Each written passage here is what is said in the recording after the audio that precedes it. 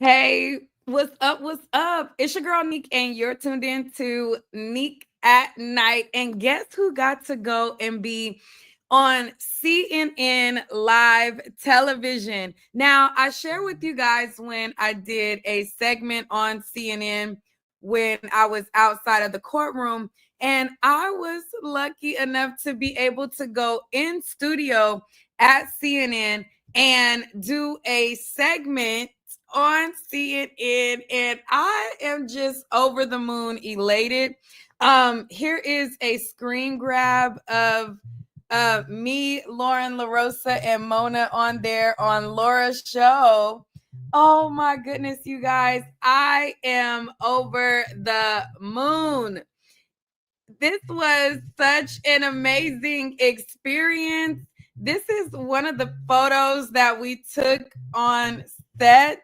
And I'm still like, somebody pinch me, please, pinch me. This is so crazy. Now, if you guys don't remember how all of this happened, and it I it's just timing. Okay. And it's God's timing because the day that I showed up to court, I was lollygagging around. I got to the courthouse.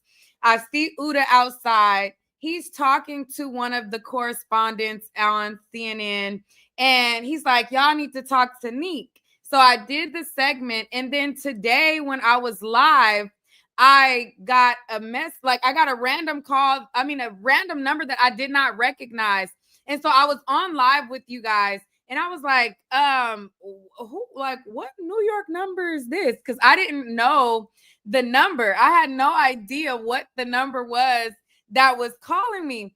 And so I then get a text, and it was somebody from CNN. And I'm like, wait a minute.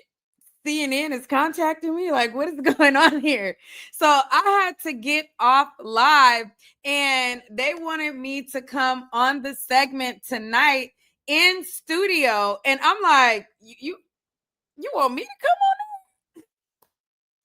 I am so elated, so over the moon, so overjoyed. I just want to thank y'all again. Like I said outside the courtroom, I want to thank everybody who encouraged me to stay.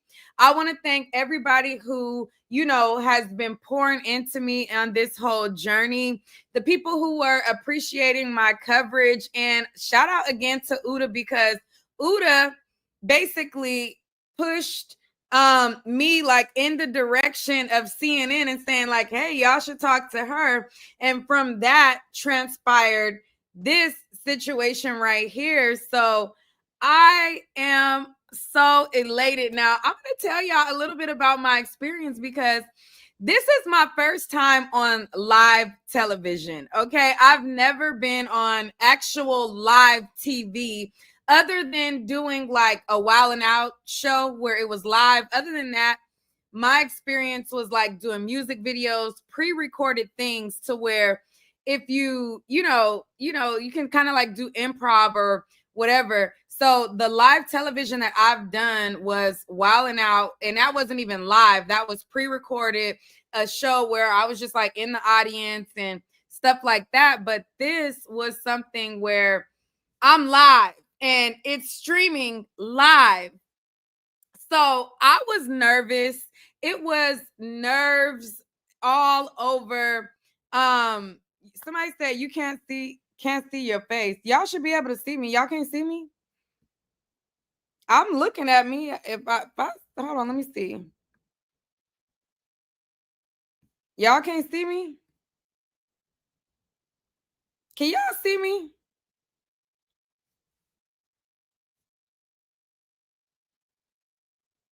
Move over some like this.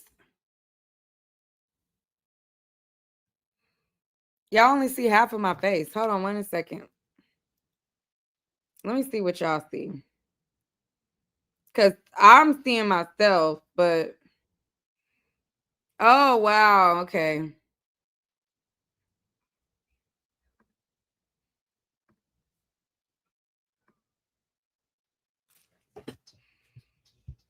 Hold on. Let me scoot over.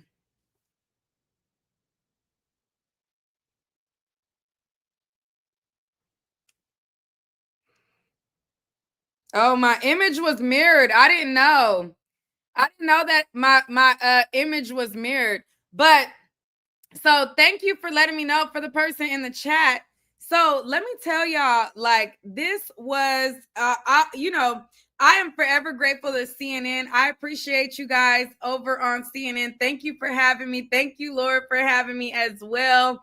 It was such a pleasure to be on there. And if y'all know anything about me, like, I can do these live videos and I could talk to y'all and I could turn the camera on and I could just be a chatterbox.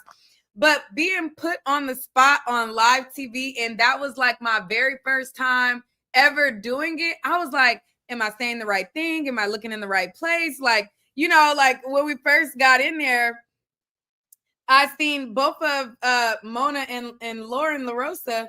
They both like, put their hands up on the table. And so I was like, oh, let me put my hand up on the table, let me let me position myself right. So then I remember one of the guys saying, to look ahead. And then so I'm looking ahead, I'm smiling, and then like I'm looking this way and then looking this way. And y'all know when I get in deep thought, like my face be looking like this sometimes. So I was like, oh my God, am I saying stuff that makes sense? Am I like even articulating myself? Like, do I hop in? Do I not? Like, it was my first time. So y'all give me grace. Okay. Give me grace. But I am so excited that I was able to make it in studio. What an experience. So I felt like a true VIP. Okay. They treated your girl well. They treated your girl well. So I was,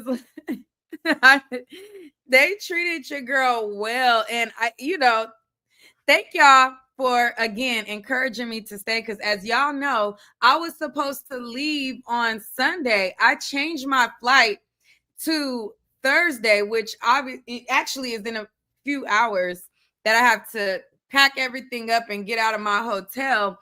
But let's look at, do y'all want to see a little clip of me on CNN? I don't know if it's gonna flag or if I'm supposed to post it, or I really don't know. But I want y'all to see it. I had called Uda and I had told him about it. And I was like, Uda, I want to just thank you so much. And then he was like, that was God. That was nothing but God that put you, like the way you walked up and how it happened. And when you walked up and the lady being right there, he was like, that was God put you in that space right at the right time. Because mind you, when I got to the courthouse, court was already in session. So a lot of the influencers or people covering the trial was already inside. And so I was a little bit further out. I had, I was staying a little bit further out. So it took me a little bit longer to get to the court. So that particular day, I was coming a little bit later and I saw them doing the interviews. I walk up, I get on CNN. And then right after I did the CNN bit, I had also did the Shade Room, the clip that you guys were saying where you said you see me on the Shade Room. I had did the Shade Room clip that day as well. So, one thing was happening after another on that particular day. And then fast forward to Sunday, or no, Saturday, I think it was Saturday, I was thinking about leaving because I'm like, okay, I heard all the testimony. Do I really need to stay for the verdict? And I was deciding whether or not if I was going to stay. And I was like, you know what? Let me sleep on it. And then something just told me, you know what, Nique, change that flight, get closer in town, wait it out, go to the verdict, be here until Thursday. And by the grace of God, I'm sitting outside the courtroom giving you guys an update. And I get a call, like I said, from this random number that I didn't know. And so I didn't answer it at first. And I'm like, what number is this? I said it on live, like, what New York number is that? Like, it's not stored in my phone. And then so when I talked to the guy, he's like, we're gonna send you a car service. and all of this. So I'm like, a car service. Okay. He's like, where can we send the car to? And then once I get to the station, I had to go right into hair and makeup. So I'm there.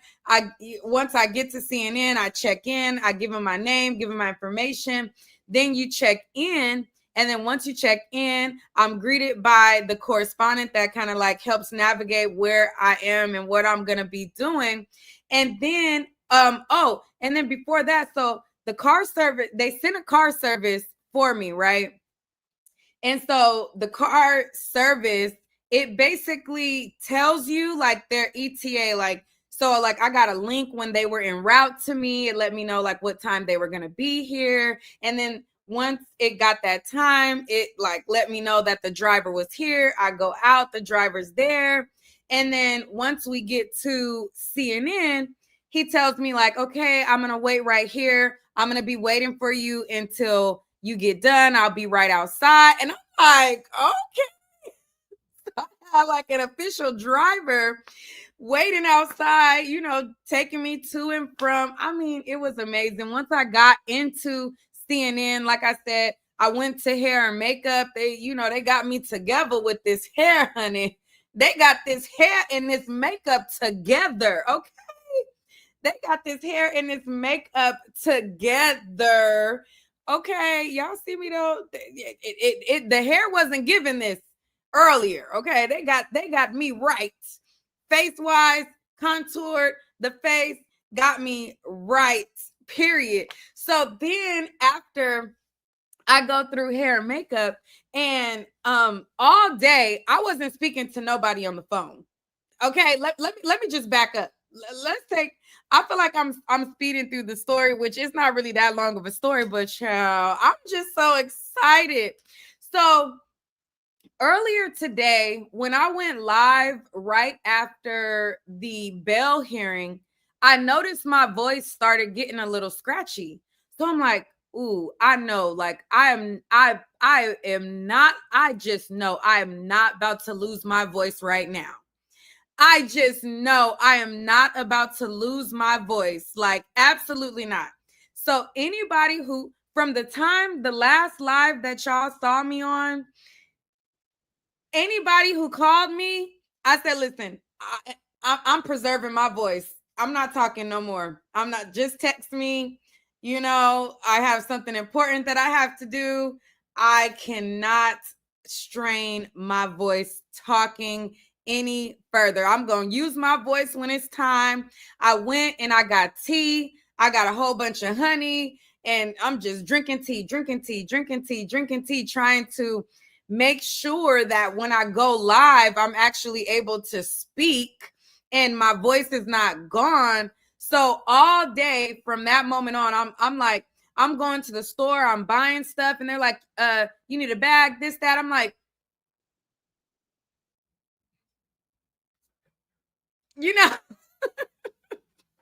I'm over here on some sign language stuff because I am not about to strain my voice before I go on CNN. Okay. So all day I have been on mute.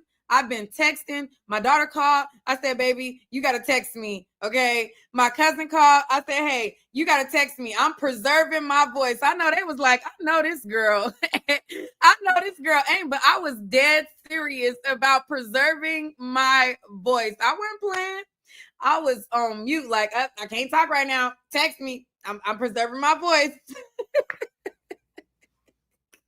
So anyways, do y'all want to see the clip? Now, I don't know if I'm supposed to post it, but it was live. It already aired. It's not like gonna air later. It already aired.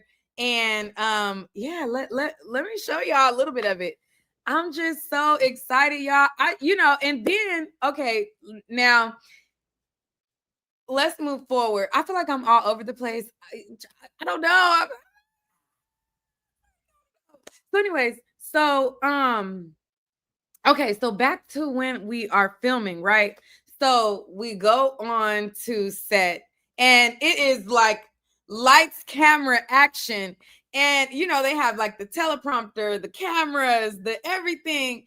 And so I'm sitting there and I'm like, like with my face, and then I'm waiting for her to talk to me. And then like once I talk, I'm talking and I'm like, wait, and I'm thinking in my head, like, am I answering the question? Am I sounding stupid? Am I like, I don't know. I was all in my head, all over the place. Let me show y'all. Let me show y'all. Let me show y'all. Oh my goodness. Hold on. Where's it at? Where's it at? Where's it at? Where is it? 1 second. Wait, what tab is it? I just had it. Oh, here we go. So it's Laura Coates Live, Diddy on trial. Let me bring it back. Okay, hold on. Wait. How do I share it? Wait a minute. Okay. All right, there we go. Are y'all ready? Are y'all ready? Put a 1 in the chat if y'all ready. Put a 1 in the chat if y'all are ready. Don't mind me if I am, I don't know. I'm just okay. Y'all ready? Are y'all ready? Y'all ready?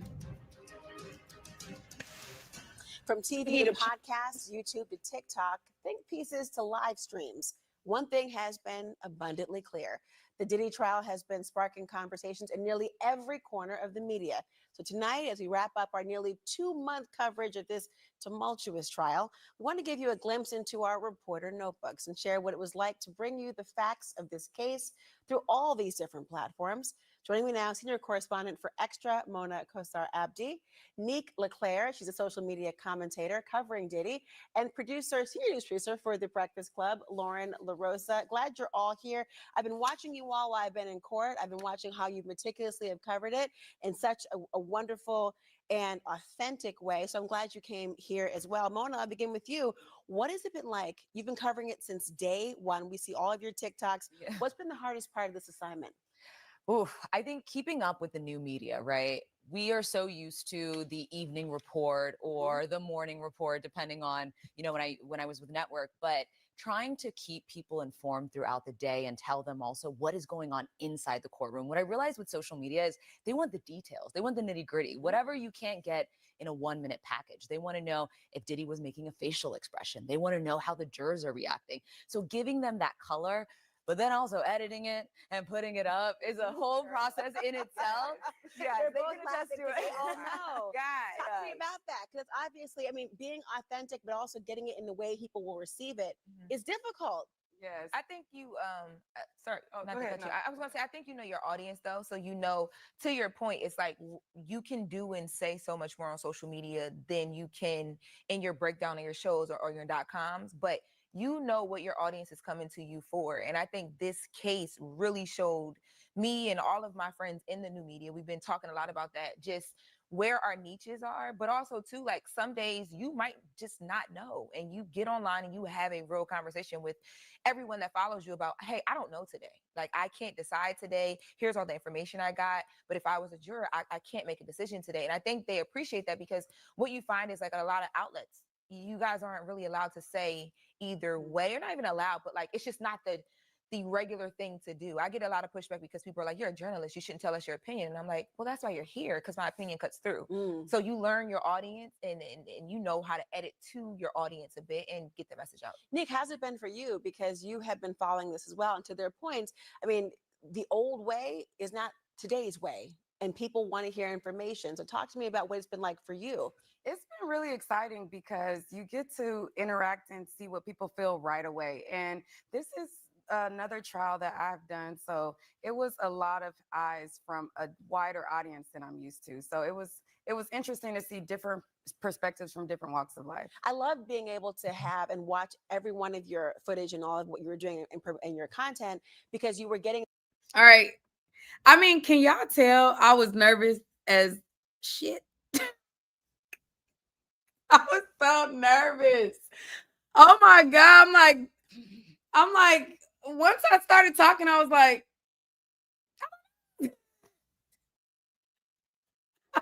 no. I don't know why I was so nervous. I'm like, because, okay, so, well, she talked to each one of us, but then I didn't know, like, okay, do I jump in? Do I, like, I don't know, but let's continue.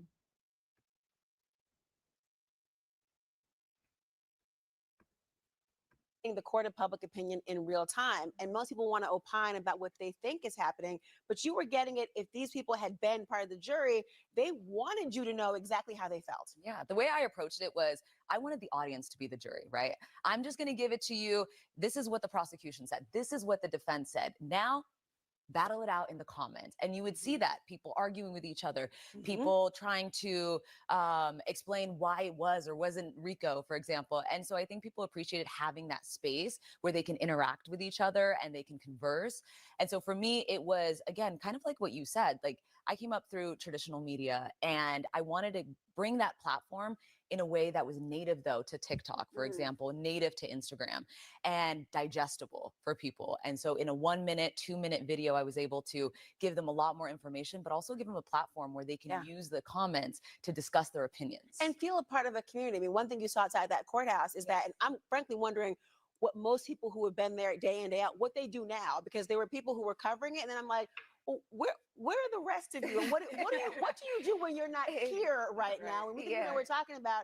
But even more so, I mean, everyone became sort of the armchair lawyer, but there was graphic material here. We're all women having to discuss and convey things that were very graphic, that were very sexual. And sometimes when you open it up to the public in broad sense, they want to return it to you in a provocative way. Did you experience anything negative in covering? Oh, what? Yes. You get a lot of, because you're also talking a lot, there's a lot of sexual assault conversation. Yeah. So when you're honest about not even opinion or how you feel, but just what was presented from both sides, if you present too much of what the prosecution said that day or what the defense said that day, it's like, oh, you hate women and you don't believe, victims and you're a woman and you're supposed to. But it's like, no, I'm literally just giving you the facts and allowing you guys to digest what you believe, what you don't believe, or, that's not what I'm here for. But depending on which clip they see or how it's cut or the time you give one argument versus the other, you get a lot of negative comments because of the type of sensitive things that you're covering. People want you to be overly sensitive to what they think you should be sensitive to, but what you find is that when you're in that courtroom, there's no way to be sensitive to a certain extent because it's so graphic. And in order for you to really make your audience understand and digest what you're hearing and seeing so they can understand what your thought process is, you have to kind of put it all out there a bit. And that gets challenging because people either don't like that or they just feel like you're not giving enough platform for certain conversations. They think it's an audience of one and you're tailoring everything to them. And you're like, I'm talking to everyone. Yes. You're included. Nique, let me end with you on this point because I wonder, was there a moment that will stick with you and resonate from what you saw either inside the courtroom or from what you experienced outside? I think it was a show inside the courtroom, listening to the testimony and hearing all of the intricate details. And a lot of people got let down from what they expected to hear. A lot of people wanted to hear about like the celebrity of it all. So that was the interesting part of try to get to the meat and potatoes of everything that's going on. But outside of the courtroom, it was like a reality show. So it was inside. You hear all these details about Cassie, Jane, and all of these things that's going on in the bedroom, all of these explicit details. And then you go outside the courtroom and then you see all of these people arguing, line sitters getting into it with each other. Like it's like two worlds going inside the courtroom and out. Oh my God. It was, I got to tell you, I will never forget this experience. And it really was one of those Rorschach tests. People saw what they wanted to see, but the show was really outside. Justice may or may not have happened inside. Ladies, you were all fabulous in your own right. Thank you for joining me. And thank you, everyone. All right. So that was the segment. Oh my goodness.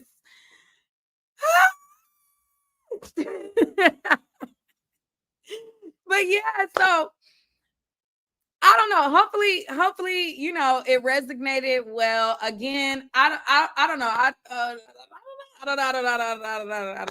don't know. But I'm just so appreciative of the opportunity, and I'm appreciative of the experience. This is something that I would never ever forget.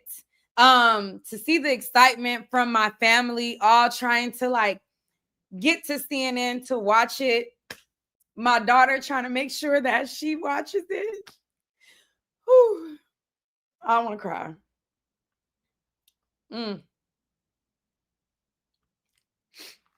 It was a lot.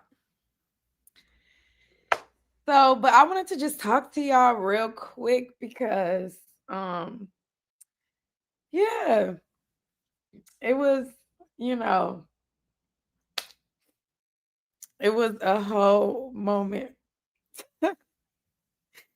It was a whole moment because a lot of times, you know, doing content creation and, you know, being on social media and grinding, putting in work and putting yourself out there, betting on yourself, you get a lot of self-doubt, especially when there's other content creators in the field. People try to put you up against certain people and you start to doubt yourself, like, if you know, like, am I in my purpose? And then I feel like, yes, I am in my purpose. This is what I want to do. Like, what else can I do? Like, this is what I love. This is what I dreamed to do all of my life. And over this trial, I was kind of like doubting myself, like, I don't know, is my coverage good? Is it not good? You know, and I don't know, just the way all of this happened was just like a cosign that, like, I'm on the right path. When I was doubting myself the most, like, this happened. So,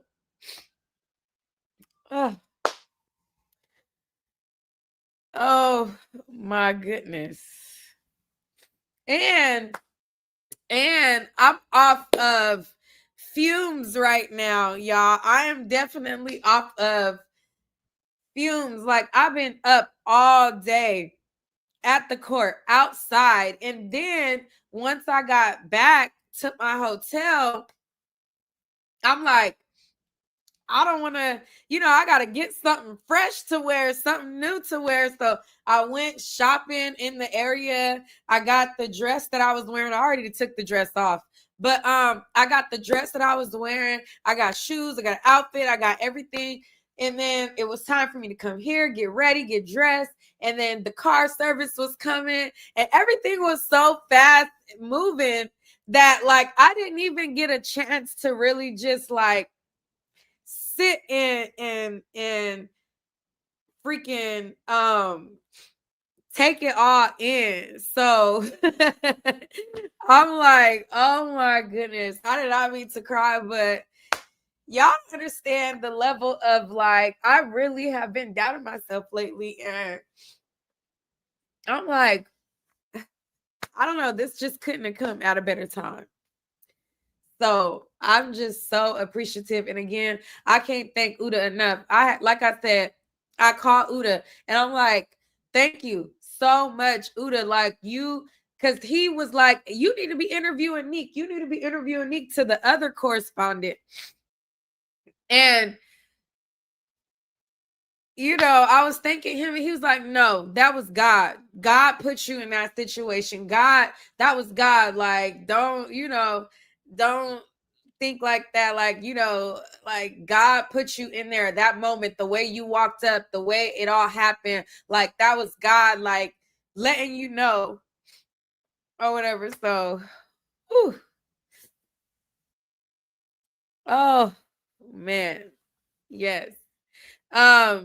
So I'm just so appreciative. I'm appreciative to CNN for seeing that I was somebody that could be on the actual platform and having me on their platform. Thank you to Laura. Thank you to Hank. Thank you to everybody who facilitated this situation. I appreciate y'all so much. I am so, like, I'm so appreciative. I'm so happy. Like, I don't even know. Like, I feel like I still keep saying the same thing over and over and over and over and over again, but y'all just don't know. Like, Y'all just don't know. You said, girl, you just getting started, man. Oh my Lord. Yes. Hard work pays out, pays off. And I just want to say this too to content creators, right? A lot of times when you are doing content or you are on social media or whatever path that you are doing, whatever field that you choose as a career, sometimes you don't get noticed right away and you think, this person is getting noticed, that person is getting noticed, and you feel like you aren't getting noticed. But when you are on these platforms, you never know who is watching. Okay.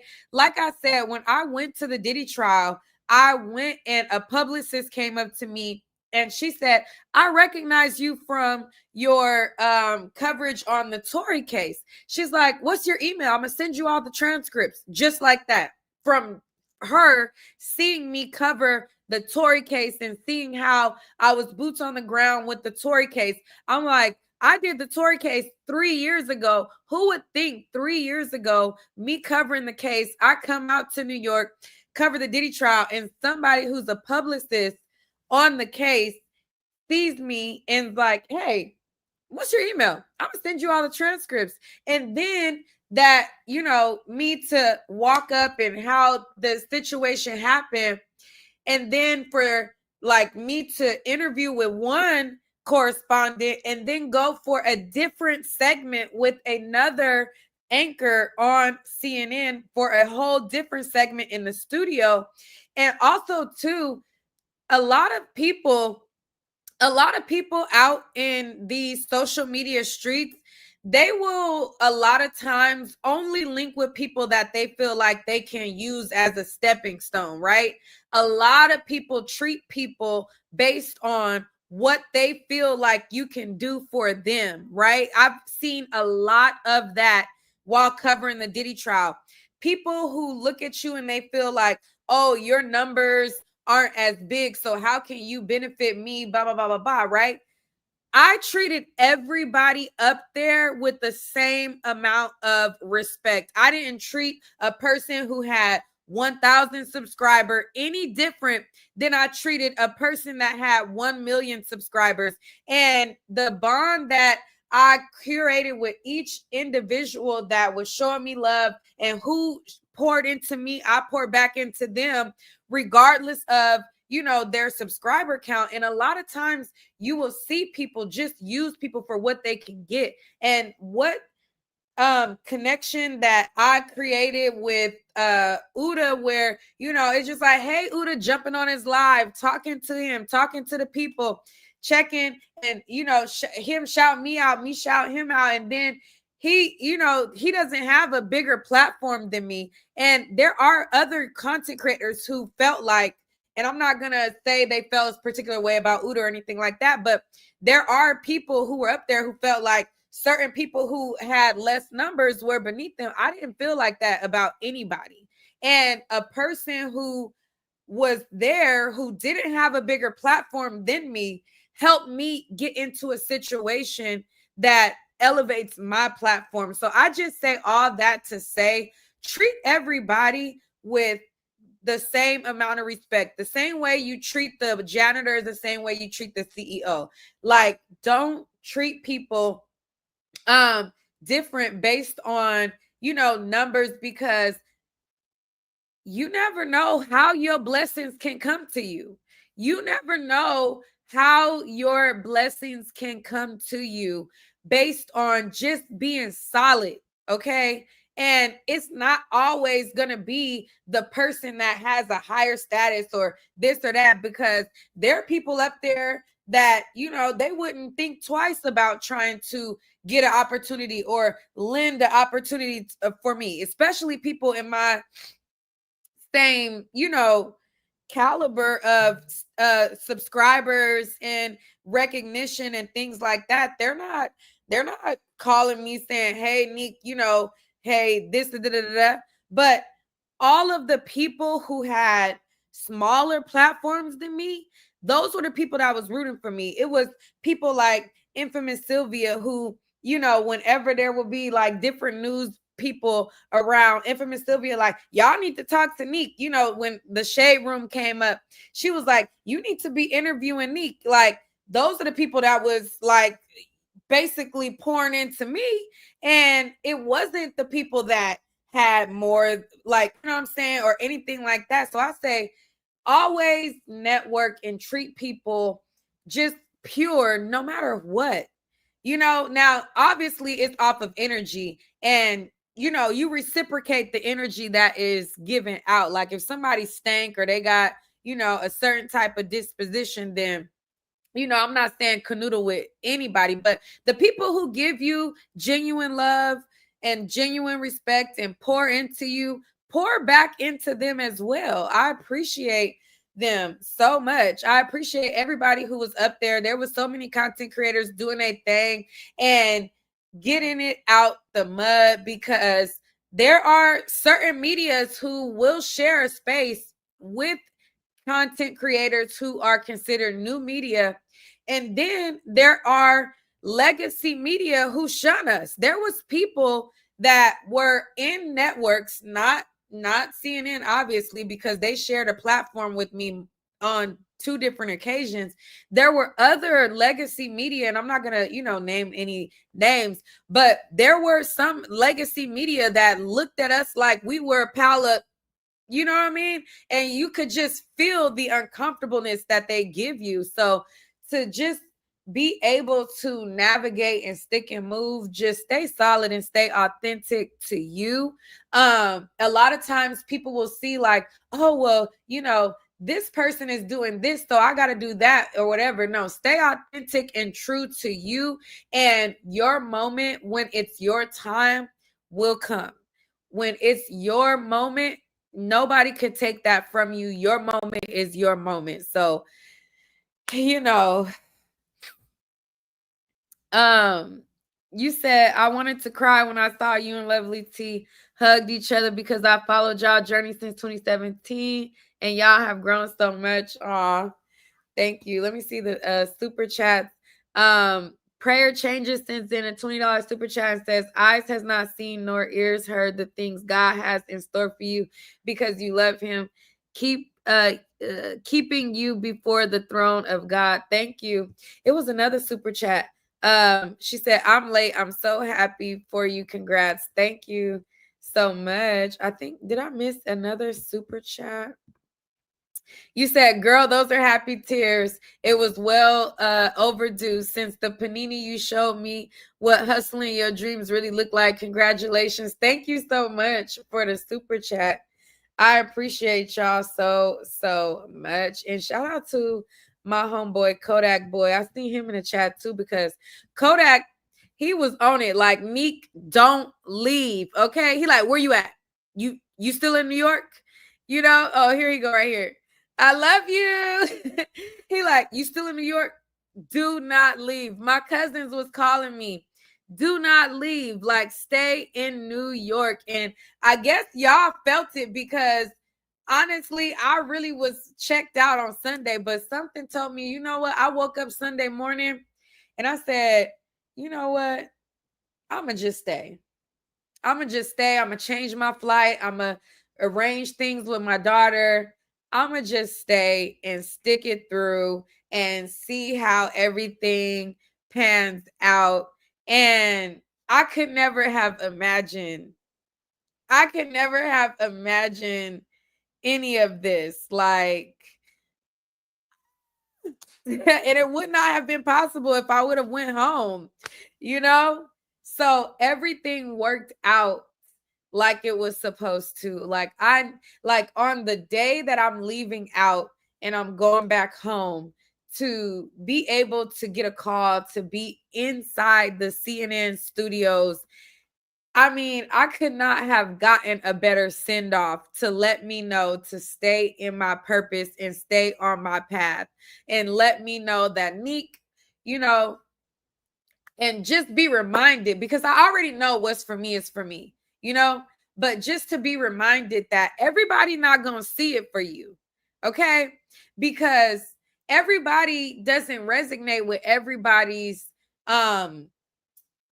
their the way that they give their commentary, but there are people who do see it for you, and just wait it out for that moment for your time, because the people that see it, the people that get it, and you have a purpose in your mission. So it was just a good send off for me to know that, stay in your purpose. Just when you was doubting yourself, stay in your purpose.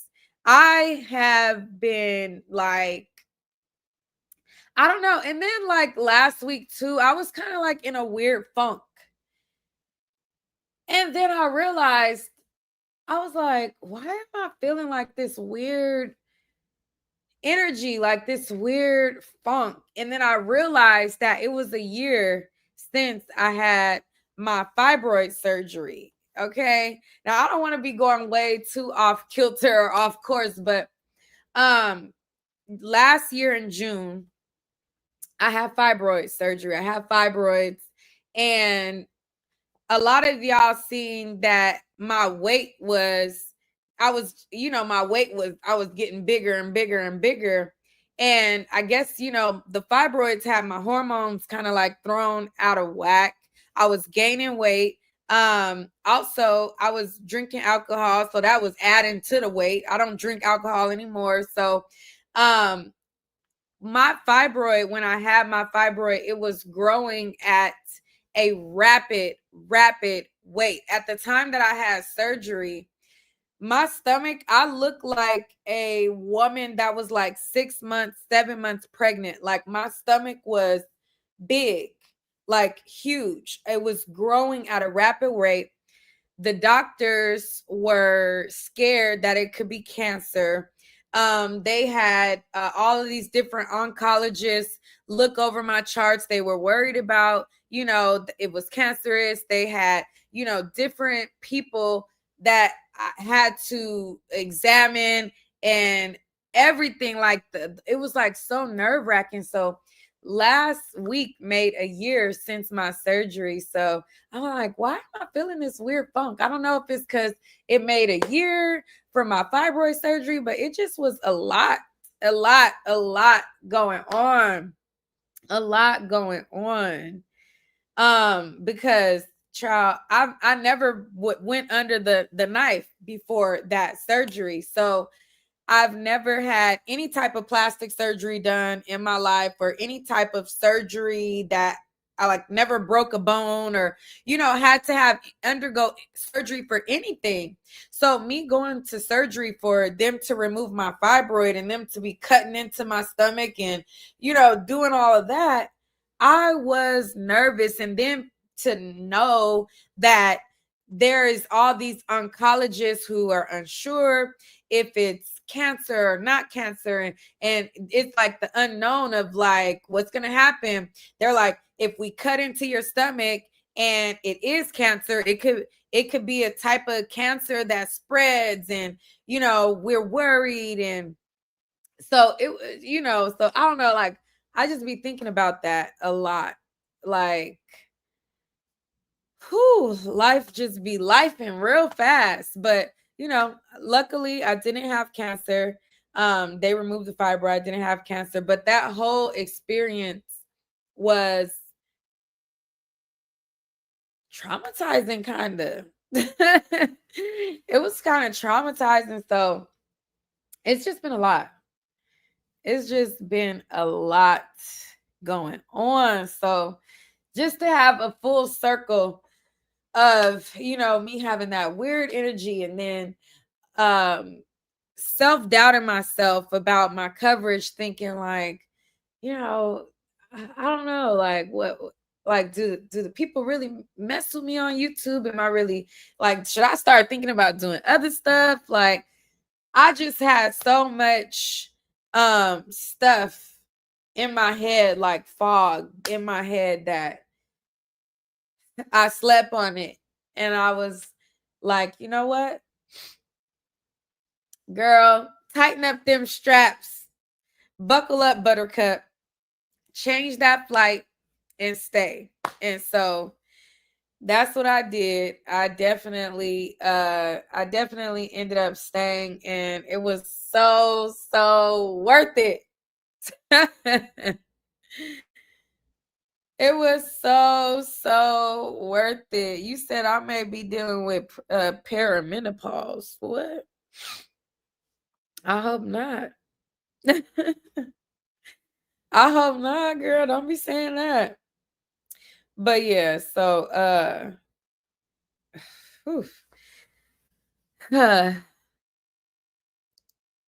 yes, thank you. She said, "Don't think about it. You got through it." Yes, rebuke that for sure. You said I call that confusion, right? Yes. Tighten up, Buttercup, for real. I had to tighten up them shoe straps and say, "Girl, we about to go for the long haul. We about to be here for this week, honey. Get it together. Get it together."